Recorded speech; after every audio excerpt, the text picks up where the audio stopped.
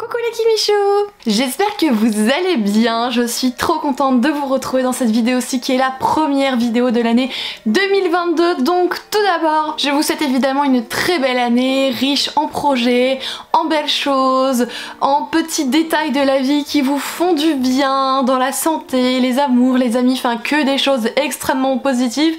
Tout ce que vous avez envie d'avoir ou de concrétiser, je ne peux que vous le souhaiter. Et puis évidemment aussi, si on peut faire des bonnes lectures au passage, ça peut être chouette. Pour cette dernière vidéo de l'année, vous avez vu, j'ai choisi un autre cadre que vous connaissez peut-être un petit peu moins. Ça, selon la théorie du complot, c'est mon fauteuil de lecture. Mais actuellement, c'est plus le fauteuil des chiens et je les regarde assis sur leur trône. C'est comme ça que ça se passe en ce moment. Donc, j'ai repris ma petite place. Vous le voyez peut-être ou non, mais à côté de moi, il y a une grosse pile de livres et du coup, je vous ai fait une sélection de mes 10 meilleures lectures de cette année. Alors du coup, par contre, ce que j'ai fait par rapport à celle de l'année dernière, je n'ai pas fait dans l'ordre des crescendo parce que... mais c'est trop dur! Là, cette année, je sais pas comment je pourrais me dire celle-là c'est la number 2, celle-là c'est la number 3, j'en sais rien, mais je ne peux pas. Donc c'est juste un ensemble de mes 10 meilleures lectures romans. Il y en a une que j'ai pas pu mettre parce que ça faisait 11 et 11 c'est moche, mais je vous recommanderais toujours et encore de vous attaquer à la trilogie Iskari. Vous aurez le lien de tout ça en barre d'informations de la trilogie complète. Franchement, je peux que vous dire d'y aller, mais je vous ai déjà parlé des 2 tomes sur la chaîne.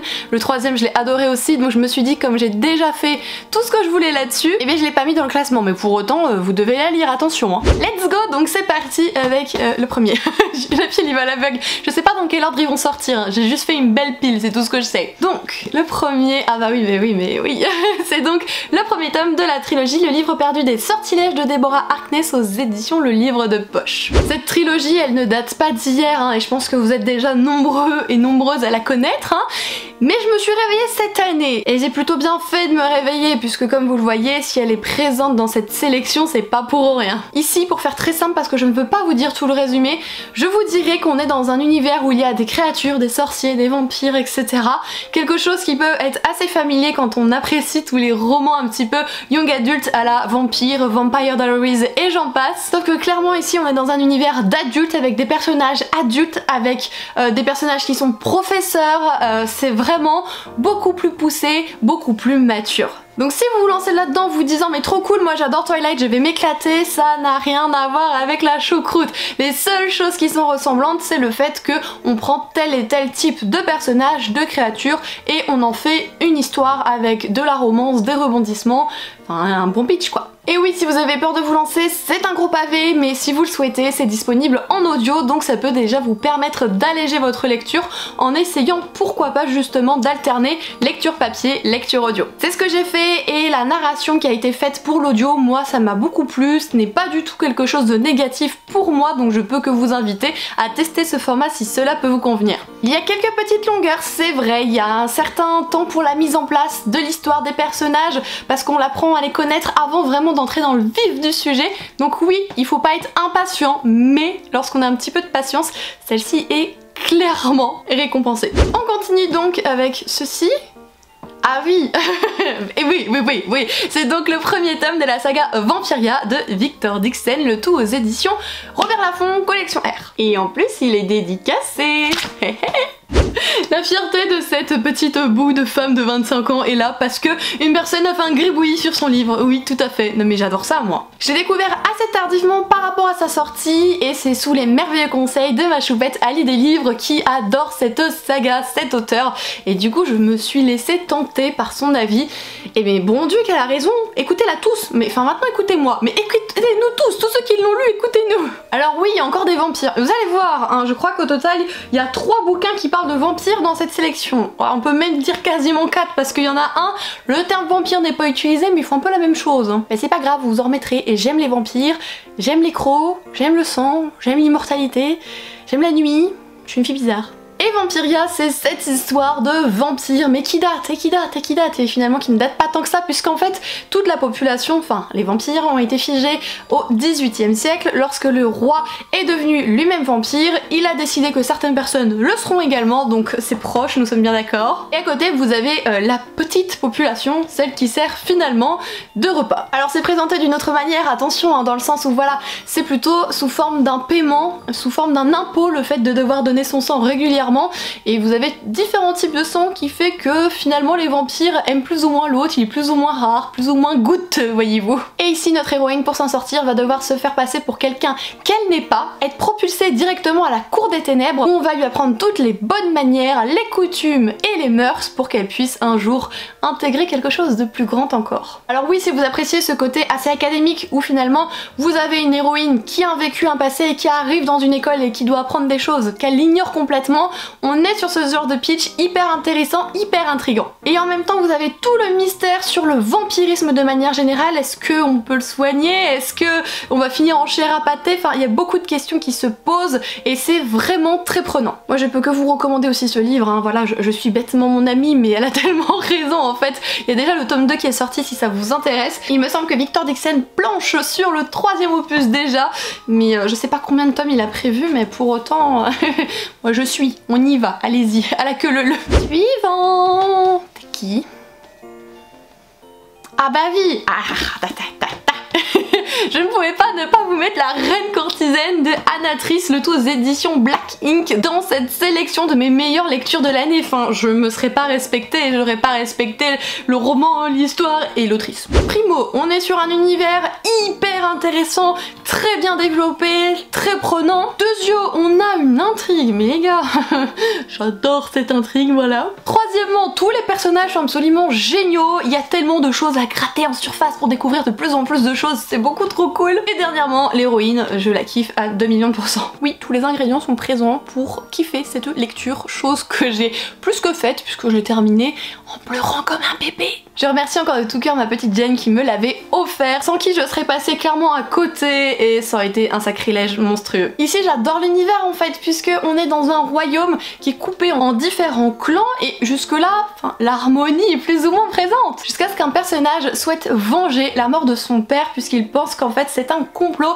des autres clans. Donc qu'est-ce qu'il va faire, hein, ce petit malin? Il va tuer tous les chefs des clans et il va se marier du coup avec les reines, donc ça fait de lui le roi aussi du coup de ses clans. Et puis après il va zégouiller les reines, donc finalement il ne reste plus que lui pour diriger les clans. C'est très intelligent quelque part, hein. Je reconnais que ce monsieur a quand même un petit peu de cervelle, bien qu'il soit quand même très cruel. Et là on arrive à notre dernière reine et elle va donc devoir l'épouser, aller vivre un certain temps là-bas, l'équivalent de 24 heures selon la théorie du complot, l'épouser et mourir pour qu'il puisse du coup se venger et avoir la main prise sur le clan. Donc vous avez bien compris, on est dans un huis clos pendant un très long moment durant cette histoire puisque nous sommes au sein du clan de feu et ce clan, ce château finalement, puisque notre personnage principal reste dans ce château, son but c'est simplement de survivre et de toujours repousser sa date d'exécution. Je vous préviens, on est clairement sur un book boyfriend pour moi avec Sylvain, donc si vous décidez de tenter, hein, je dis bien de tenter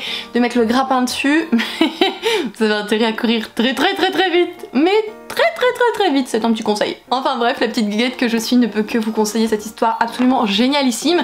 Et moi je me suis procuré du coup la Guilde des Ombres aux éditions Plume Blanche de la même autrice, puisque vous avez des personnages de cette guilde qui sont en réalité sur un autre continent, un autre univers finalement, même si on reste dans le même monde, nous sommes d'accord, qui vont intervenir et ils sont hyper drôles, mais vraiment il y a un humour, il y a un sarcasme, j'adore. Donc du coup bah, je me suis procuré le tome 1 partie 1 de ce fameux bouquin et cette année vous avez le tome 2 partie 1 et 2 qui vont donc sortir. On continue.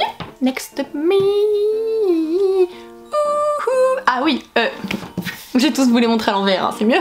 On continue du coup avec cette lecture qui a été vraiment très chouette, que j'ai lu en LC avec ma petite Soli de Livrement Addict. Il s'agit du premier tome de la saga, vous connaissez la saga La saga The Bone Season de Samantha Shannon, le tout aux éditions de Saxus. Ici c'est hyper intéressant en fait puisque vous avez plusieurs univers. Vous croyez que vous avez votre univers lambda où notre protagoniste évolue et surtout où elle essaye de survivre et finalement on se rend compte qu'il y a un autre univers derrière tout ça que tout le monde ignore ou presque et qui est encore plus diabolique. Alors où est-ce que c'est le mieux de vivre? Finalement elle a pas tellement le choix la pauvre. Ici on va donc suivre Paige qui est une clairvoyante. Il faut savoir qu'il y a plusieurs formes de dons dans cet univers-ci et toutes les personnes qui ont ces compétences sont poursuivies, chassées, traquées et tuées. Elle essaie donc forcément de rester en vie, c'est le but de toute personne sensée, et pour ce faire, elle appartient à un espèce de gang criminel, tout du moins c'est comme ça qu'on les dépeint. Cet univers dans lequel elle évolue avec ses règles et ses principes est déjà bien horrible, mais alors quand elle se fait capturer, qu'elle pense qu'elle va droit au trou et qu'on l'emmène dans un endroit bien pire, ah, il s'était pas préparé à ça. Parce que soit quand on est clairvoyant, on a un don, c'est quelque chose d'exceptionnel, il est plus ou moins utile, plus ou moins facile pour se défendre grâce à celui-ci. Et quand vous arrivez dans un endroit où vous avez des pseudo-personnages qui sont là hyper badass et qui peuvent vous écraser en un clin d'œil alors que vous êtes déjà l'une des plus puissantes personnes qu'il est, forcément ça fait réfléchir. Et oui, je vais encore vous mordre, parce qu'il y a un notebook boyfriend pour moi ici, le gouverneur, pas touche. Non, non, non, moi j'adore ce personnage. C'est le genre de mec hyper mystérieux qui cache tellement de choses et quand on creuse cette surface, mais bon Dieu, qu'est-ce qu'on dit trop. Donc voilà, vous n'y touchez pas non plus. Merci bien. Moi j'ai adoré, je trouve qu'elle a créé un univers qui est assez futuriste puisqu'en fait on est à Londres mais dans un autre Londres, vous l'avez compris, qui se nomme d'ailleurs Sion Londres ou Sion London, je sais même plus comment on dit. Non, c'est bien Sion Londres, voilà. De toute façon, moi Samantha Shannon, je la connaissais déjà sa plume pour le prieuré de l'Oranger et ceux qui avaient peur de la difficulté de lecture, justement d'exigence de lecture pour le prieuré de l'Oranger, ici c'est quelque chose de beaucoup plus simple de compréhension. Donc si vous voulez commencer par celui-ci pour vous faire un petit peu la main sur l'autrice et après aller sur le prieuré de l'Oranger, c'est une bonne chose. Les 3 premiers tomes sont déjà sortis aux éditions de Saxus, en relié ou pas, c'est vous qui choisissez si vous voulez un toc-toc ou un paperback, mais moi j'ai déjà tout ce qui est sorti évidemment parce que je ne laisse pas passer un toc-toc. Mais je ne peux que vous conseiller vraiment cette saga, de vous lancer dedans, hyper prenante. Là je repense à la fin, je me dis que c'est pas bien que j'ai pas continué parce qu'elle était très frustrante, je vous préviens, et il y a le tome 2 pas très loin. On continue avec la pile, croyez pas que ça s'arrête là, il y en a encore en dessous, il y en a pas mal, il y en a 10 quoi, on s'est compté, il y en a 10. Ok, donc le suivant... Ah bah oui, les Chroniques Lunaires. J'ai découvert le premier tome cette année avec Cinder du coup de Marissa Meyer aux éditions Pocket Jeunesse. Les Chroniques Lunaires, c'est quoi? Si vous ne connaissez pas, c'est une saga qui réécrit certains contes. Cinder, c'est celui-là de Cendrillon, mais avec une touche. Une touche. Enfin, je rigole quand je dis une touche, c'est quand même avec une bonne dose de science-fiction. Parce que quand on vous dit réécriture de Cendrillon, vous allez quand même voir un petit peu de Cendrillon. Sauf que ici, la louloute, elle est à moitié robot et elle est mécanicienne. Où est notre Cendrillon qui perd sa petite pantoufle de verre, Sauf que dans cet univers, il y a une énorme épidémie qui ravage tout le monde. Et en fait, notre chère Cinder, qui est très opprimée par sa méchante belle-mère, voyez-vous, va devoir essayer de se libérer un peu de ses chaînes puisque elle l'ignore mais elle détient le secret qui permettra de s'en sortir, le secret qui fera que la Terre pourra peut-être survivre puisqu'il y a aussi d'autres peuples dans l'espace avec qui ça se passe pas super bien et c'est hyper intriguant, hyper prenant. Moi vraiment ça aurait pu être un coup de cœur intersidéral si je n'avais pas deviné la fin. Non parce que la fin je l'ai vu venir à 3 km donc ça par contre j'étais un peu déçue quand on attend le plot twist vous savez et vous avez une idée du truc en tête, vous me dites oui ça peut être ça mais derrière il peut y avoir autre chose. Non c'était que ça. Donc du coup à la fin j'étais là genre mais c'était normal ça on le savait, enfin on pouvait que s'en douter. Donc du coup je m'arrête pas là bien sûr, de toute façon j'ai toute la saga puisque ma choupette m'a offert tous les tomes, voilà. Donc je ne peux pas m'arrêter, c'est une de ses sagas préférées également. Donc j'ai hâte de poursuivre ça et j'espère que j'apprécierai autant les autres et que je ne devinerai pas la fin du coup. Pour continuer...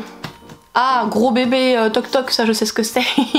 C'est le premier tome de la saga Divebod de S.A. Chakraborty aux éditions de Saxus. Deux têtes.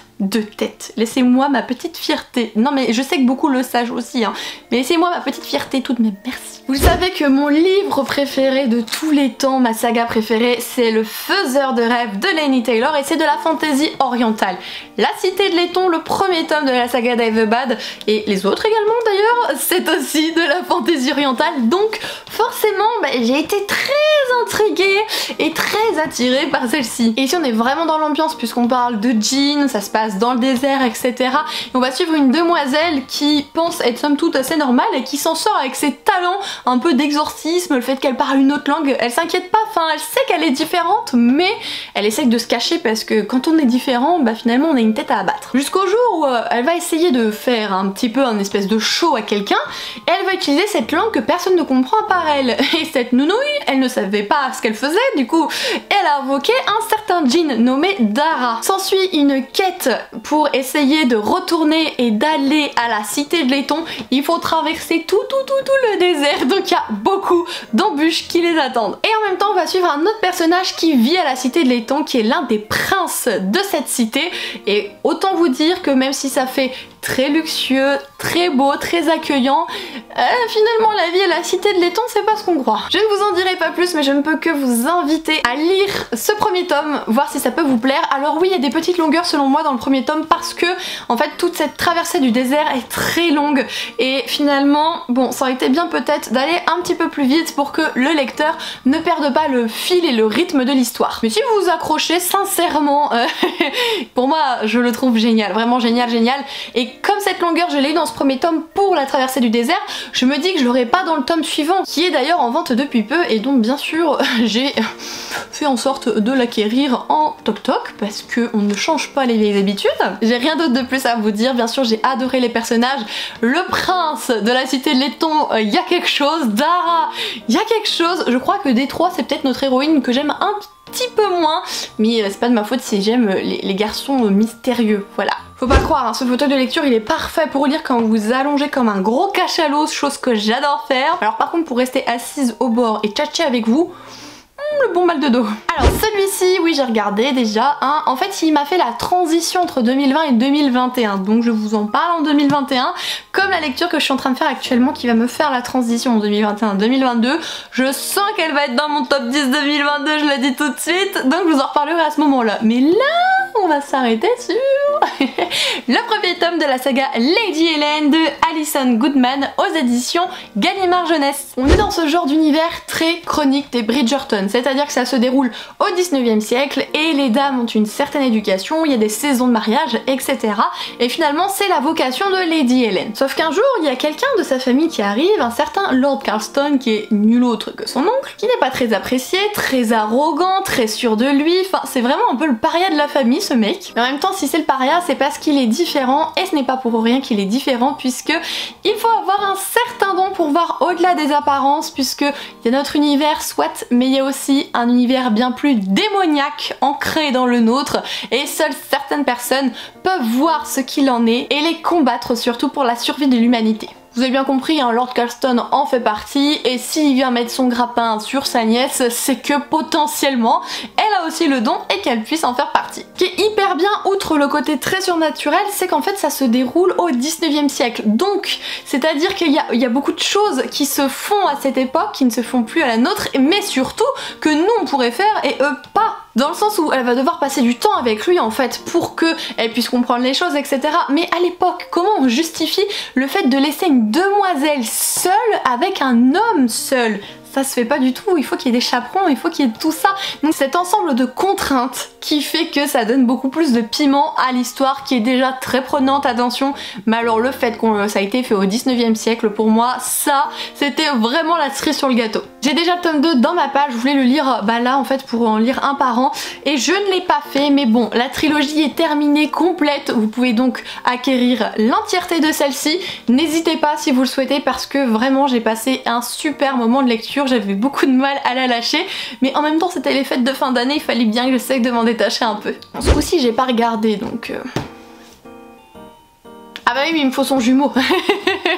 J'ai envie de vous parler encore et toujours, vous allez me dire oui c'est vrai, de la saga Lune Ardente de Morgane Rugraff, tombe pas toi, aux éditions Plume Blanche. En 2021 j'ai lu en fait le tome 2, le dernier tome de cette duologie. J'ai été tellement frustrée parce que j'en voulais plus bien sûr, mais en même temps à la pépite, la saga pépite. Lune Ardente c'est un univers où vous avez deux peuples grosso modo qui s'opposent. Vous avez deux peuples du soleil et de la nuit et qui dépendent du coup d'astres différents, qui ont des coutumes différentes, qui ont des animaux, si on peut dire ça comme ça, c'est pas vraiment des animaux différents, enfin tout est différent mais surtout opposé, puisque lune, soleil, jour, nuit. Et voyant que le peuple de la lune, les sombrales en fait n'arrivent pas à s'en sortir, qu'ils vont perdre cette bataille, et bien la princesse décide de se sacrifier et en fait d'offrir sa main à l'un des princes du royaume ennemi pour faire la paix et que son peuple puisse s'en sortir. D'ailleurs les sombrales c'est autre chose, hein, vous le découvrirez dans l'histoire, c'est le peuple des sombres lunes.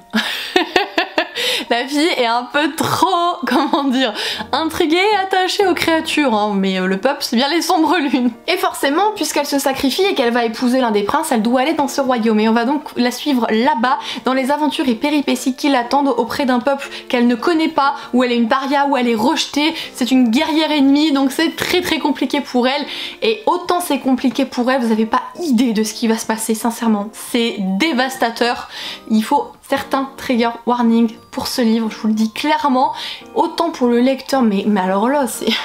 Si c'est dévastateur pour l'héroïne, nous mais on est frappés, c'est un truc de fou. Il y a des personnes qui ont dû arrêter le roman là parce qu'ils ont été trigger et je le comprends. Moi j'ai pas été trigger mais j'ai été tellement bouleversée et scotchée, enfin sur ces passages j'ai fermé le livre. Je me suis dit mais c'est pas possible quoi. Donc si vous avez peur que ce soit votre cas, que ce soit des éléments qui seront perturbateur pour vous, n'hésitez pas à m'envoyer un message si vous avez besoin de savoir de quels éléments il s'agit, je vous le dirai. Je peux pas le dire en vidéo parce que ceux qui ne veulent pas le savoir, ça peut être spoilant en fait, donc je ne veux pas vous le dire comme ça, mais si ça peut vous faire peur, n'hésitez pas à me demander. Et je peux que vous conseiller du coup cette duologie. Le tome 2 est très différent du tome 1 puisqu'on n'est plus dans la découverte de ces personnages très charismatiques et très mystérieux, on sait qui est bien, qui est pas bien, etc. La fin est très poétique, très belle mais en même temps très dévastatrice.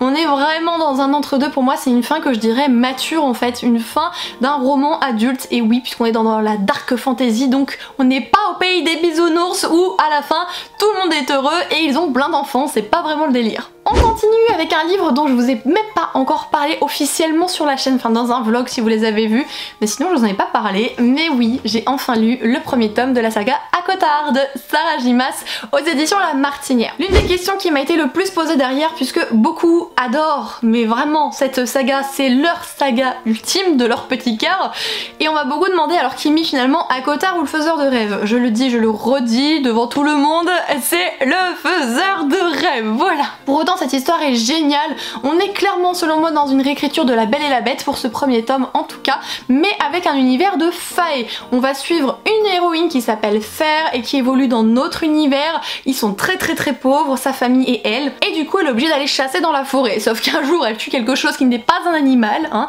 elle tue un fae. Sauf que dans ce monde il y a des lois, et même si finalement il y a un mur qui sépare le peuple des fae et le peuple humain, elle va devoir rendre des comptes et finalement le peuple des fae réclame justice. On va donc suivre ses aventures au sein du peuple des fae, on va en découvrir certains, en détester d'autres, apprendre qu'est-ce qui leur fait peur, pourquoi aussi leur royaume est en train de s'éteindre petit à petit, et ça c'est vraiment génial. J'adore le personnage de Fer, elle a beaucoup de charme, en même temps elle reste sensible, humaine, et quelque part elle est très sarcastique avec les autres personnes, donc ça c'est quelque chose que j'apprécie beaucoup. Vous avez plusieurs héros masculins, chacun sa team, moi j'ai lu que le tome 1 donc forcément j'en ai un qui me plaît un peu plus que l'autre, bah apparemment le cœur chamboule dans le tome 2 pour un autre, je demande à voir. C'est du Sarah J. Maas donc ça veut dire que la plume est vraiment géniale, ça se lit très bien, très limpide, c'est un joli moment de lecture que j'ai passé un petit coup de cœur mais pas un gros coup de cœur. Bah apparemment vraiment c'est le tome 2 qui fout une claque, donc j'attends parce qu'à chaque fois qu'il y a des gens qui commencent cette saga, tout le monde se prend des claques. Moi je veux une claque, j'en réclame pas beaucoup dans la vie des claques quand même, mais là j'en veux bien une. On continue et on termine cette vidéo avec pareil des livres que je vous ai pas parlé sur la chaîne, mais même pas en vlog en fait, puisque j'ai terminé le deuxième tome de cette saga pas plus tard qu'il y a 2 jours. Et pour moi il est impératif en fait que je vous parle de la saga Assoiffée de Tracy Wolff aux éditions Pocket Jeunesse. Déjà pour vous dire si ça vous intéresse, le tome 2 que voici, Foudroyé, sortira le 5 janvier aux éditions Pocket Jeunesse, donc il ne faudra pas attendre bien longtemps parce que croyez-moi, je plains tous ceux qui ont lu ce tome 1 à sa sortie, la fin Mais la fin, heureusement que là je suis assise, mais vous tombez le cul par terre, y a pas d'autre mot. Attention, le pitch va vous paraître très cuculapraline, très déjà vu. On va suivre une héroïne humaine qui vit dans le monde des humains et qui finalement a ses parents qui sont morts dans un accident de voiture. Elle n'a donc plus rien à part son oncle et elle va donc aller vivre chez son oncle qui est en fait directeur d'une école, et là-bas elle va donc vivre avec également sa cousine, donc fille du directeur, avec qui elle va lier certains liens. Sauf que direct quand elle arrive dans l'école, donc déjà c'est en Alaska, donc on reste dans l'école, on fait rien d'autre, ou si on sort on est emmitouflé de la tête aux pieds vraiment. Et quand elle arrive là-bas, il y a un mec qui lui tombe dessus direct et en fait il la met en garde et il lui demande de partir, enfin vraiment il la pousse à partir. Et vous allez vite apprendre que elle est la seule humaine en fait de l'école, donc forcément ça peut poser des soucis, on va avoir affaire à des créatures surnaturelles. Alors là vous pouvez sortir votre éventail, hein, vraiment, il y en a un certain nombre, ou au moins ils sont peut-être pas présents dans ce livre là, mais ils existent. Enfin bref, vous avez tout ce côté univers magique qui est présent, créatures magiques également, surnaturelles, tout ce qu'on adore. Donc oui, vous avez ce côté romance, selon moi. Alors à prendre avec des pincettes, hein. Il n'y a pas de triangle amoureux, mais ça peut venir, je ne dirai rien de plus. Voilà. Le tome 1 était très prenant puisqu'on était dans la découverte de l'univers, du personnage de Jackson également. Il y avait beaucoup de choses qui étaient très intrigantes justement, mais alors la fin, voilà. Il y a pas mal de rebondissements également sur cette dernière et ça c'était super chouette. Mais une fois que vous avez découvert la magie un petit peu de l'histoire, que vous avez creusé en surface certains personnages et que là vous avez d'autres personnages qui s'amènent, hein, du coup vous suivez le truc, vous vous dites bon bah ok on nous dit ça sur lui, c'est ok. Sauf qu'en fait Tracy Wolf, l'autrice, qu'est-ce qu'elle fait? Elle vous retourne votre petite tête et votre petit cœur. Moi je me le suis fait retourner, mais alors royalement, voilà, je le dis. Donc vous n'êtes pas à l'abri que votre cœur aussi se fasse avoir par l'autrice. Et du coup, la toute fin, la dernière phrase de ce deuxième tome, je le savais. Dans un sens, c'est quelque chose que j'espérais tellement fort que je m'étais persuadée que c'était vrai. Et en fait quand c'était écrit j'ai sauté au plafond, même si je m'en doutais, j'avais besoin que ce soit vrai, j'avais besoin qu'elle mette ça dans l'histoire et du coup j'étais beaucoup trop au fait. Je vous le dis tout de suite, hein, ces deux livres, je les ai lus en 4 ou 5 jours et il y en a pour 1100-1200 pages, voilà, j'ai été piquée au vif, mais piquée au vif, je n'arrivais pas à les lâcher, je lisais pendant des heures et des heures, ça faisait très longtemps que ça m'était pas arrivé. Ah bon Dieu que c'est bon, je crois que j'ai dit au moins 3 fois bon Dieu, mais bon Dieu vraiment que ça fait du bien. D'ailleurs si cette saga vous intéresse, vous avez le 3e tome qui est déjà sorti en VO et le 4e sort je crois en février en VO, donc pour ceux qui peuvent lire en anglais, vous serez pas obligés d'être aussi frustrés et impatients que moi. Et bien voilà les Kimichou, cette vidéo est à présent terminée, j'espère que vous aurez apprécié de la visionner. Alors peut-être que du coup certaines lectures vont vous dire quelque chose puisque je les ai quasiment toutes présentées sur la chaîne, tout du moins les dernières, bon on va arriver dans le prochain update lecture, c'est tout. Si vous avez envie de me partager vous vos coups de cœur de l'année, n'hésitez pas à le faire dans l'espace des commentaires parce que je suis très intriguée, on se recommande beaucoup de choses, vous et moi, et c'est quelque chose que je tiens et que j'aime particulièrement. La Reine Courtisane par exemple, je l'ai lu grâce à vous en fait, et qu'est-ce que je peux dire à part merci de me l'avoir recommandé, merci beaucoup parce que c'était incroyablissime et j'espère avoir d'autres claques comme ça grâce à vous. Je vous laisse donc ici avec cette vidéo-ci. Alors oui, normalement c'était les sorties littéraires qui devaient sortir justement aujourd'hui. J'ai pas pu tout faire encore, donc je vais essayer de vous la sortir mercredi. Mais on sera déjà le 5 du mois je crois, donc on sera un petit peu avancé. J'espère que si j'y arrive, ça ne vous dérangera pas de trop. Je vous fais du coup des gros bisous les Kimichou. Je suis tellement heureuse de passer cette nouvelle année avec vous, sincèrement. J'ai plein de projets pour cette année, mais je vous reparlerai de tout ça le moment venu. Et j'ai hâte de pouvoir encore vous proposer du contenu. Et j'espère que vous serez toujours au rendez-vous, mais je ne m'inquiète pas beaucoup parce qu'en ce moment la chaîne est en train d'avoir un espèce de regain qui vient de je sais pas où et c'est tellement... Ah, c'est une bouffée d'oxygène pour moi, donc juste merci. Allez, je vous embête pas plus longtemps, je vous fais des gros bisous et surtout, hein, prenez soin de vous, d'accord? Ciao tout le monde!